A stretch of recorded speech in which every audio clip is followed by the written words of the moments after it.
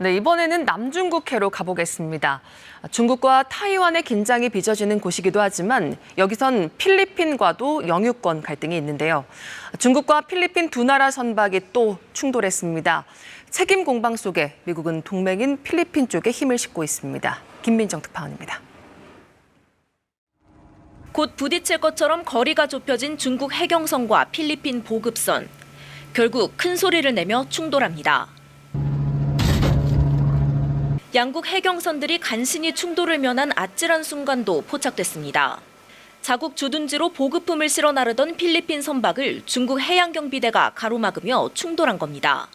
중국은 필리핀 선박이 자국 영해에 침입했다며 여러 차례 경고했으나 듣지 않았다고 비판했습니다.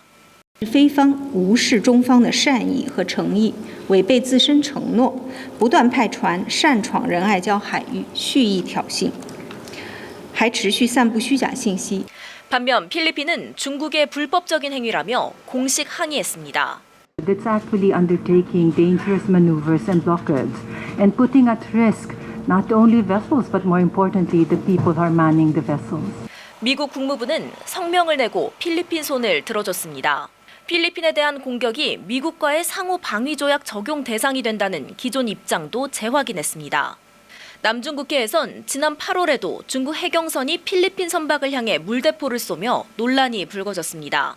지난달에도 중국이 부표 장벽을 설치하자 필리핀이 자국 어민들의 생계를 가로막는다며 비판하는 등 갈등이 이어지고 있습니다. 이런 가운데 미국은 지난달 남중국해가 속한 서태평양 해역에 처음으로 해군 무인 수상정을 배치했습니다.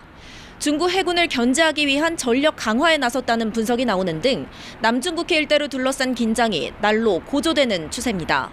베이징에서 KBS 뉴스 김민정입니다. 남중국해 스카바르 암초, 중국명 황앤다오 주변 바다. 선박 3척이 여러 개의 부표를 연결해 바다 위에 띄우고 있습니다.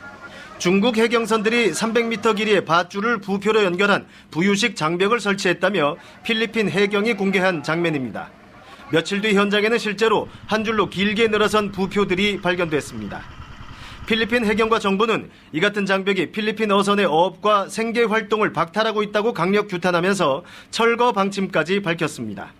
Bago mga taklobo, yung mga kawikan.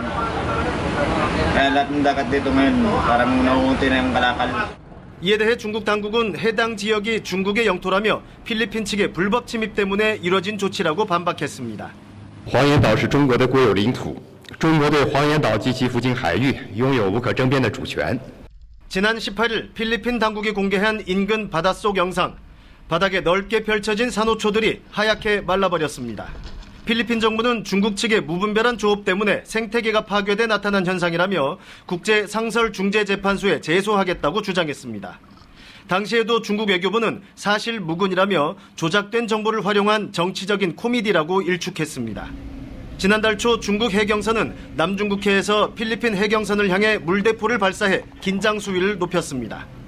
남중국해 주변 국가 중에 특히 필리핀은 지난해 친미 성향의 정부가 들어선 이후 중국과의 영유권 갈등이 더욱 격화하는 모습입니다.